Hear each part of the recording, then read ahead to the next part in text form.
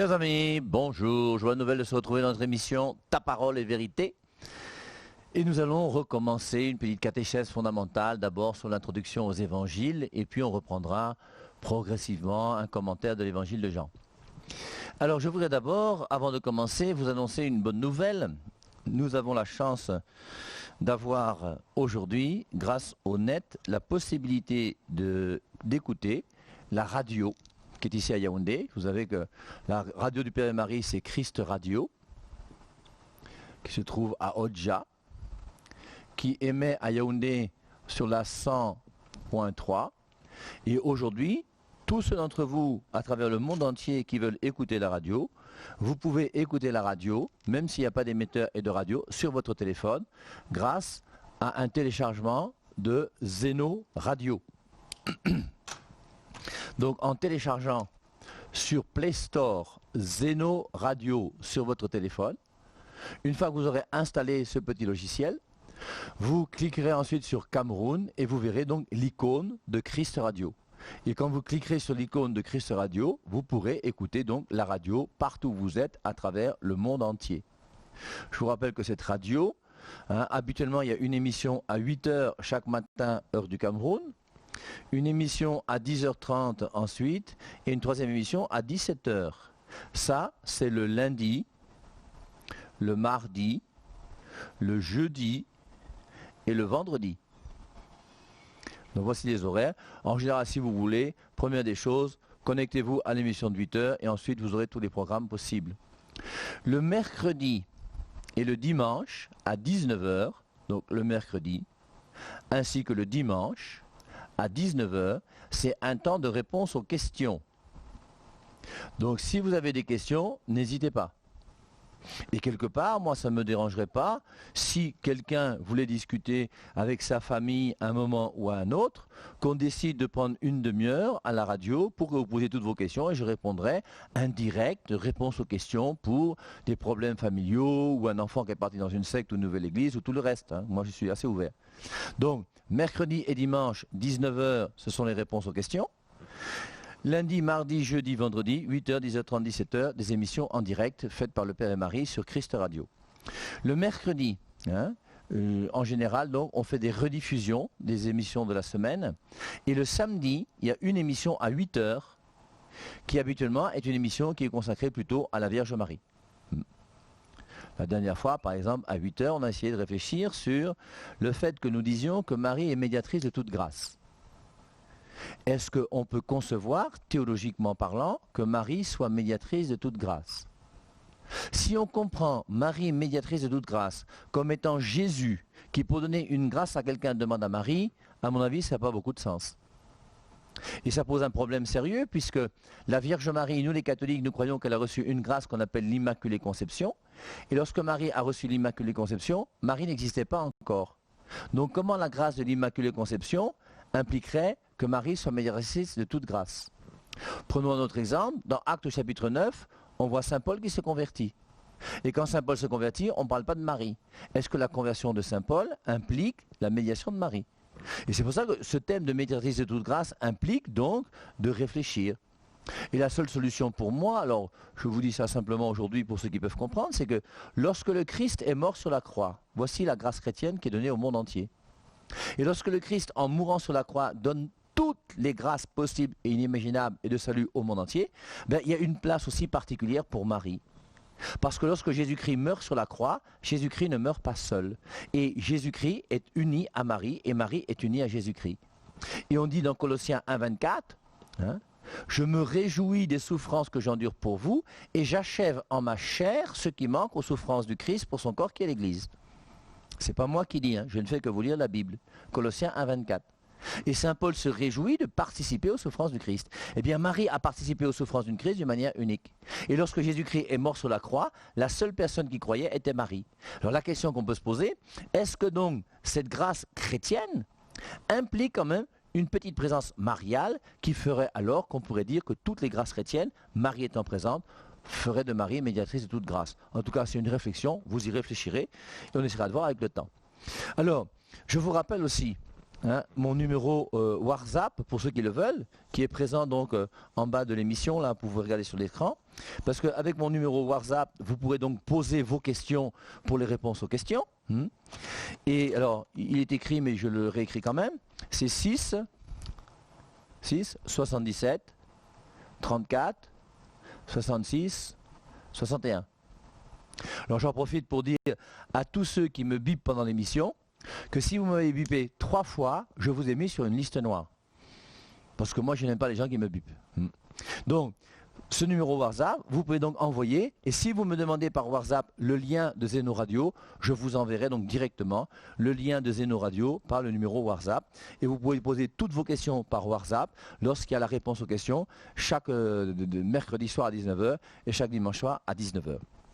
Alors c'était la bonne nouvelle que je voulais vous annoncer, et ça me fait plaisir parce que maintenant même ma mère qui se trouve à Perros-Guirec et qui n'est pas encore morte peut écouter aussi l'émission en direct. Et nous avons donc des amis qui sont quand même dans d'autres pays qui souhaitaient écouter l'émission, et maintenant donc grâce à cette nouvelle technologie on peut l'écouter sans souci. Alors avec vous je voulais aujourd'hui recommencer une petite réflexion sur les évangiles. Alors la Bible d'abord. Vous connaissez le discours du Père Ave Marie, et vous savez que pour moi, la chose essentielle qu'il faut connaître, c'est la distinction entre parole de Dieu et Bible. Quelqu'un qui ne fait pas la distinction entre parole de Dieu et Bible, ça c'est le béaba de la catéchèse. Si vous écoutez un pasteur qui confond Bible et parole de Dieu, il faut gentiment lui payer des études pour qu'il aille à l'école. Alors, c'est très important de faire la distinction entre les deux. Alors maintenant, qu'est-ce que c'est que la Bible? La parole de Dieu est plus que la Bible. La parole de Dieu, c'est Dieu qui parle. Ça, c'est Hébreux, chapitre 1, le verset 1. Dieu, jadis, a parlé par les prophètes. Dans ces derniers temps, il a parlé par son Fils. Et le Fils, donc, Jésus, est venu nous donner la parole de Dieu. Jésus, le Fils de Dieu, est plus que la parole. Je vous dis ça parce qu'on va reprendre l'évangile de Jean. Et je vous invite à méditer sur Jean, chapitre 1, le verset 1. Où on dit qu'au commencement était la parole. Je n'aime pas cette traduction. Et je pense qu'on devrait refuser, honnêtement, si on voulait vraiment être chrétien, cette traduction de « au commencement était la parole ». C'est « au commencement était le Verbe ». Le Verbe, c'est le Fils. Et voici la parole. Et le Fils est venu nous donner la parole. Et la parole n'est pas le Fils, et le Fils n'est pas la parole. C'est deux choses distinctes. Et avant que le Fils ne vienne donner la parole sur la terre, il était déjà le Fils dans la Trinité. Et le Fils est Fils depuis toujours. La parole, elle a été donnée aux hommes.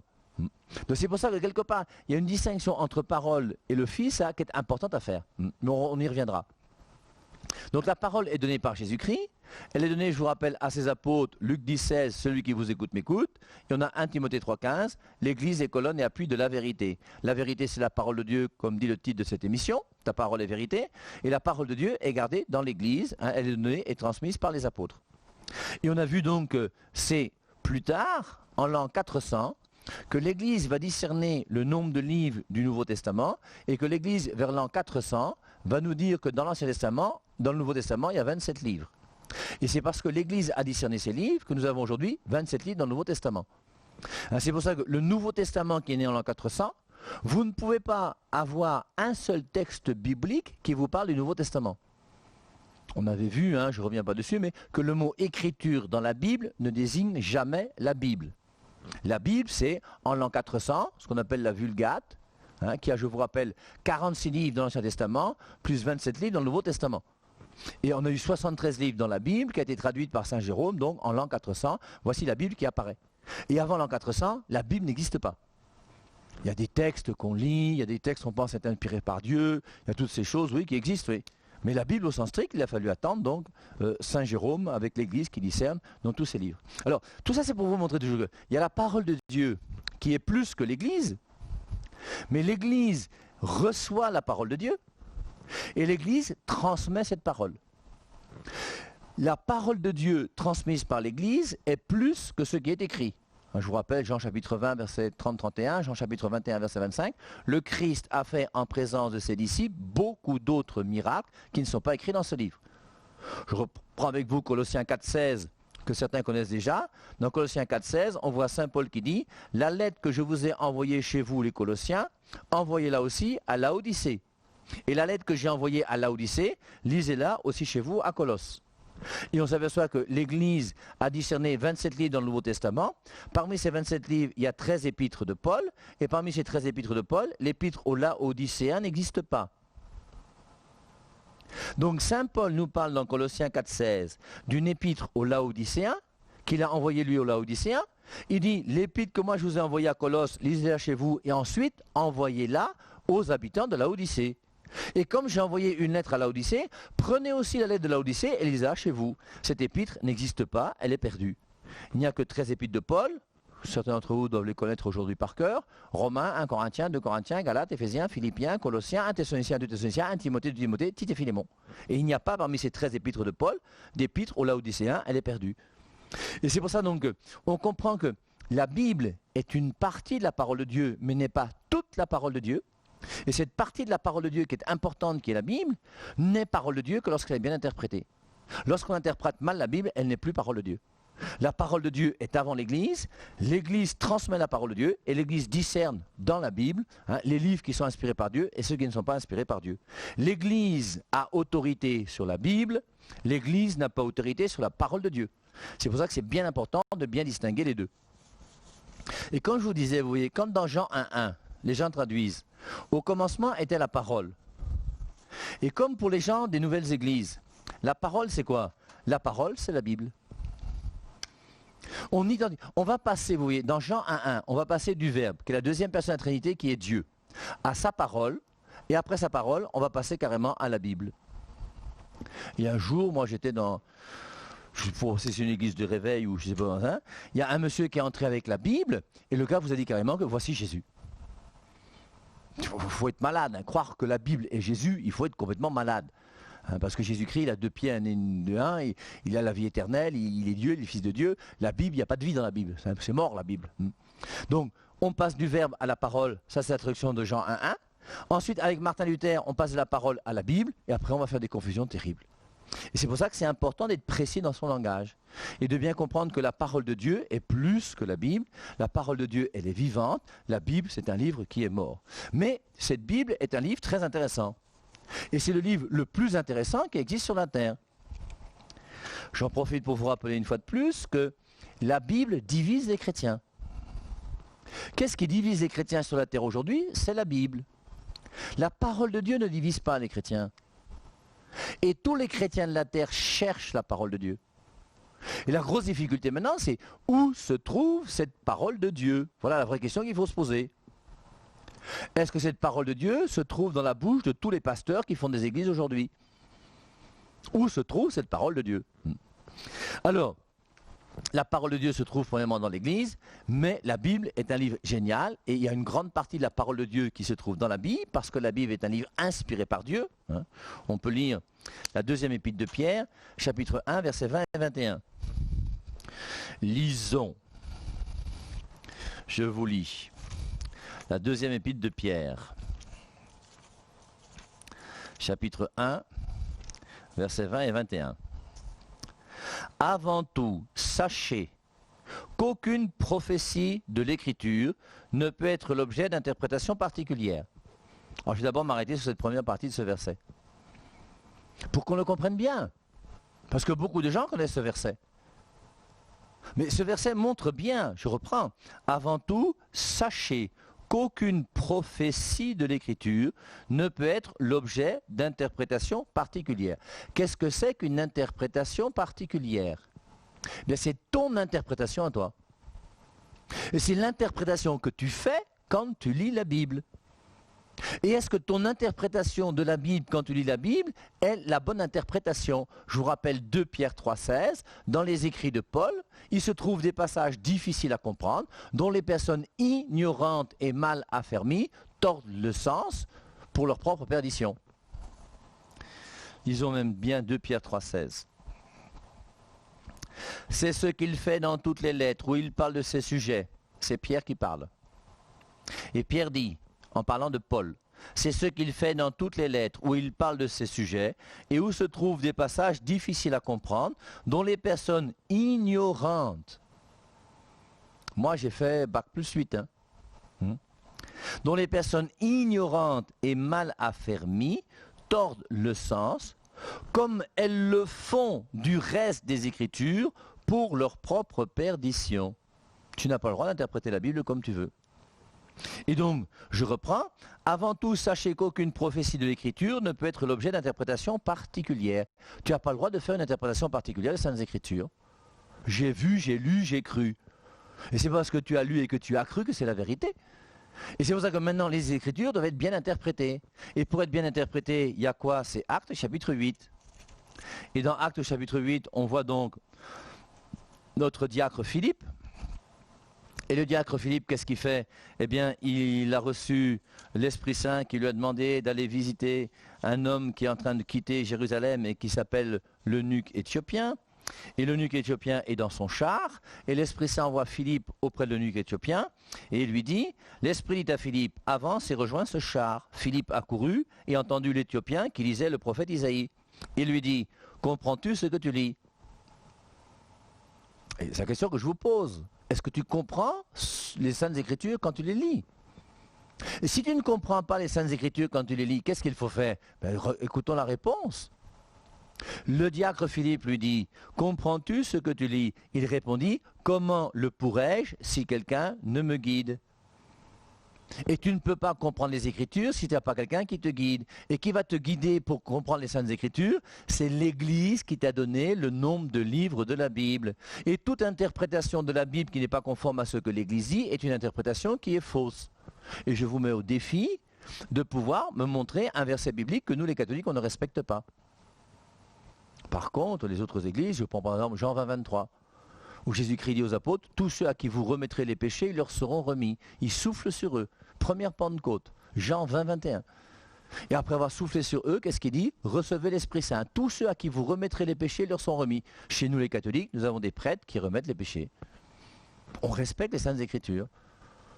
Vous avez des églises aujourd'hui qui vous enseignent que Jésus-Christ, lorsqu'il a célébré la scène, bien, le pain est resté du pain. Je regrette, le pain n'est pas resté du pain. La Bible est claire. Ceci est mon corps. C'est Luc 22, 19. Il faut respecter les Saintes Écritures. Et quand Jésus-Christ a pris du pain et qu'il a dit ceci est mon corps, Jésus-Christ n'a pas menti. C'est son corps. Parce que ce que Jésus-Christ dit est plus important que ce que tu comprends. Et quand Jésus-Christ dit ceci est mon corps, c'est son corps. Je ne discute pas.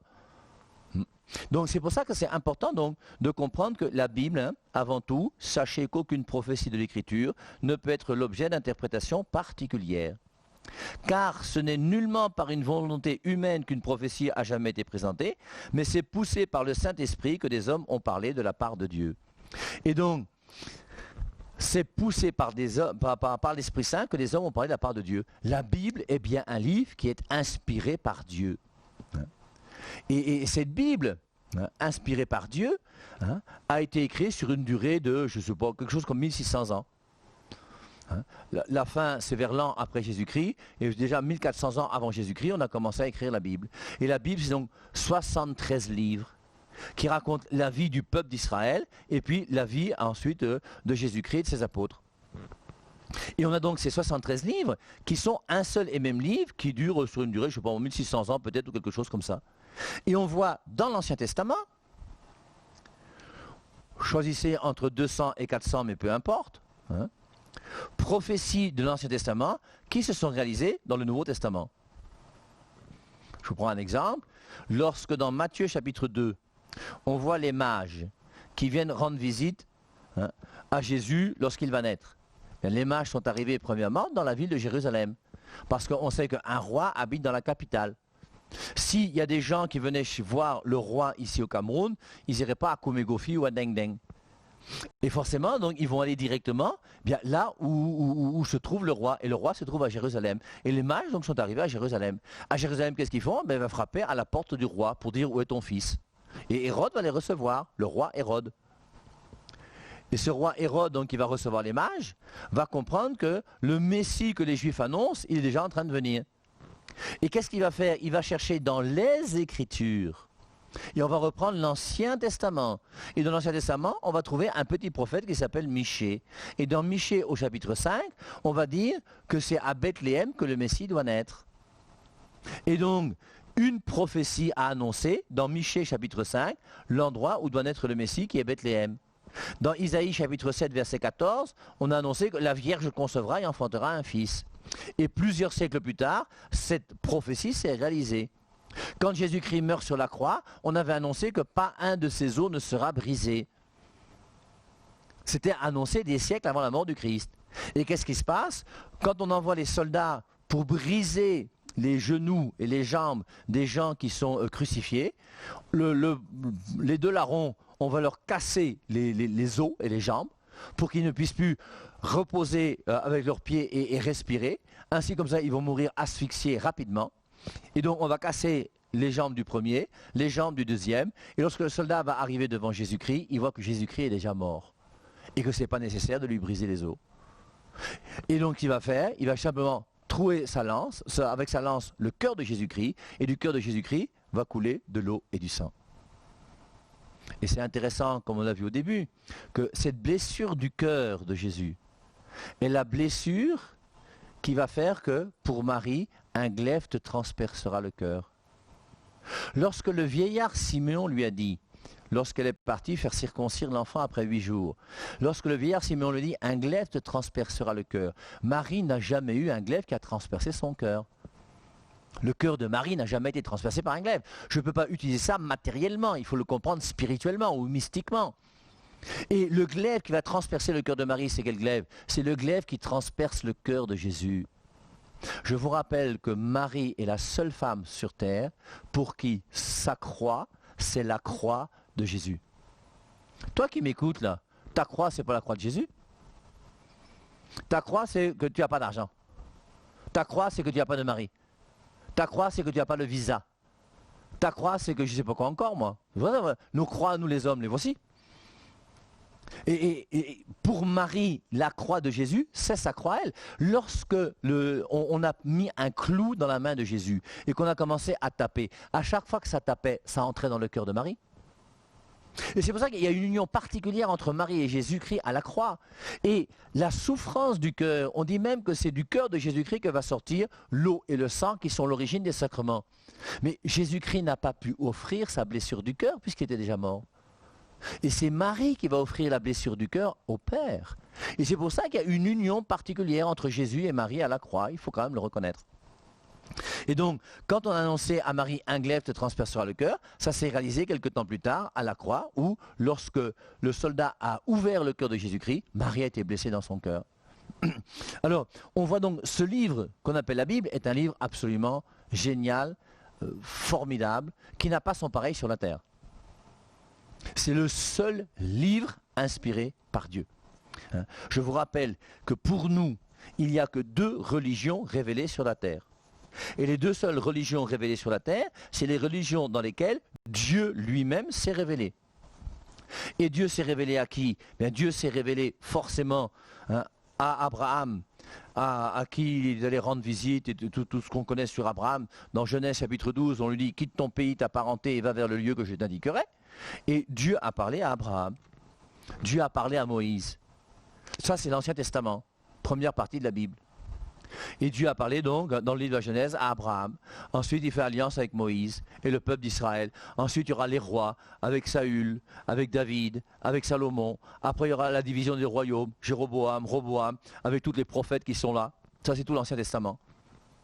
Et ensuite, avec la venue de Jésus-Christ sur la terre, le Nouveau Testament, on arrive dans une autre religion qui est la religion chrétienne. Voici la religion chrétienne qui commence. Ça, c'est la religion juive. Et entre les deux, c'est la venue du Fils qui s'est incarné, c'est Noël. Il est venu, il a fait les miracles qu'il a pu faire, il a donné sa parole. Et grâce à ça, donc nous sommes devenus des chrétiens. Et nous sommes chrétiens aujourd'hui parce que nous voulons suivre Jésus-Christ. Et donc c'est important, vous voyez. Et c'est vrai que le livre qu'on appelle la Bible est le livre des chrétiens par excellence. Mais soyons vigilants et attentifs. J'écoutais un jour un père qui disait qu'il y a des églises qui idolâtrent la Bible. Alors personnellement, ce n'est pas mon discours. Moi je ne dis jamais ça. Et je ne pense pas quelque part que les nouvelles églises sont des gens qui fassent de la Bible leur Dieu. Mais il y a quelque chose de très juste dans ce qu'il dit. Et aujourd'hui, je vous dis, c'est vrai que la Bible, pour certaines personnes, c'est devenu quelque chose de... Est-ce que c'est biblique? Est-ce que c'est biblique? Est-ce que c'est biblique? Dans Jean chapitre 1, c'est pour votre réflexion, hein, au commencement était le Verbe. Et le Verbe était auprès de Dieu, et le Verbe était Dieu. Dans cette traduction où on met le Verbe, dans Jean 1,12, il est dit « À ceux qui l'ont reçu, il a donné le pouvoir de devenir enfant de Dieu. » Je vais devenir enfant de Dieu comment? En recevant le Verbe. Et quand on traduit « Au commencement était la parole », Jean 1,12 est traduit en disant « À ceux qui ont cru en elle ». On n'est plus, c'est important cette distinction. Grâce à la traduction, au commencement était le Verbe. J'ai une relation amoureuse qui se vit avec le Verbe, avec Jésus.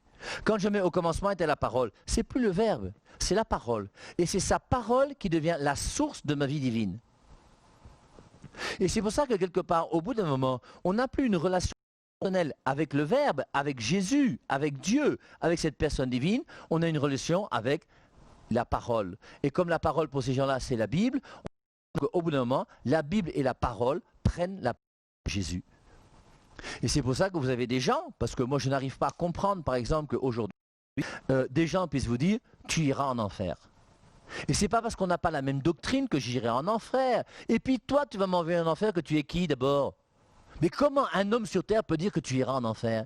Et tout ça, c'est pourquoi? C'est parce que justement, on n'a plus une relation avec Dieu qui est miséricordieux, plein d'amour, mais on a une relation avec une doctrine. Et cette doctrine fait que c'est moi qui ai raison. Et tous ces moi, ils iront en enfer. Donc ne vous inquiétez pas, vous tous a promis l'enfer. L'enfer n'est pas de coup dehors qui nous insulte. Hein. L'important, c'est que nous vivions notre relation avec le Verbe.